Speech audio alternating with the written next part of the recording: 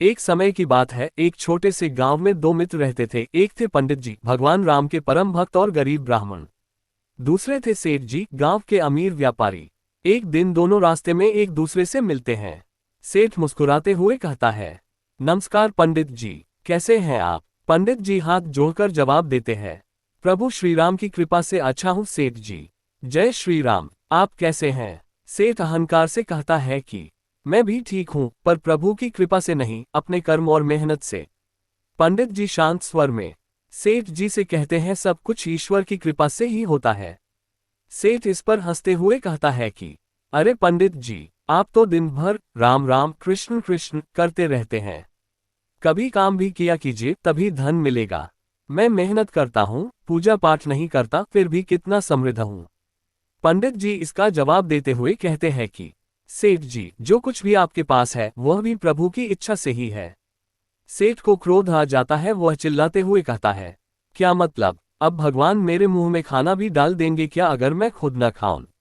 पंडित जी धैर्य से इसका जवाब देते हैं कि हाँ सेठ जी, यदि भगवान चाहें तो वे ये भी कर सकते हैं।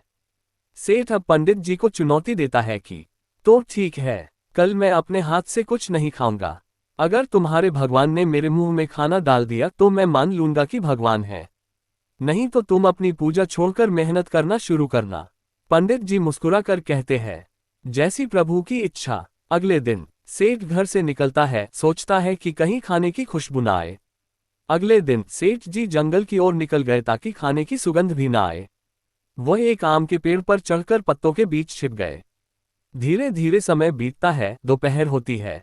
थोड़ी देर बाद एक यात्री वहां आया। वह पेड़ के नीचे बैठा, आराम किया और जाते जाते अपना झोला भूल गया। उस झोले में उसका भोजन रखा था। यात्री चला जाता है। अब डाकुओं का एक दल आता है। एक डाकू की नजर उस झोले पर पड़ती है। अरे, ये झोला किसका है? डाकुओं का सरदार आदेश देता है, देखो इसमें क्या है। झोला खोलते हैं, खाना मिलता है। डाकू कहता है, मालिक, इसमें खाना है। डाकू सरदार, अरे कोई तो आसपास होगा, ढूंढो। ये सब पेड़ पर छिपा सेठ सब देख रहा होता है। वह डरकर कांपने लगता है, जिससे का पत्तियां खड़कने लगती है। एक अन्य डाकू की नजर ऊपर छुपे सेठ पर पड़ती है। अरे, ऊपर कौन है? नीचे उतर। सेठ डरते डरते नीचे आता है। सरदार डाकू पूछता है, ये खाना तुम्हारा है? क्या इसमें जहर मिलाया है हमें पकड़ने के लिए? सेठ घबराकर कहता है, नहीं नहीं महाराज, ये मेरा नहीं है, एक राहगीर इसे भूल गया है।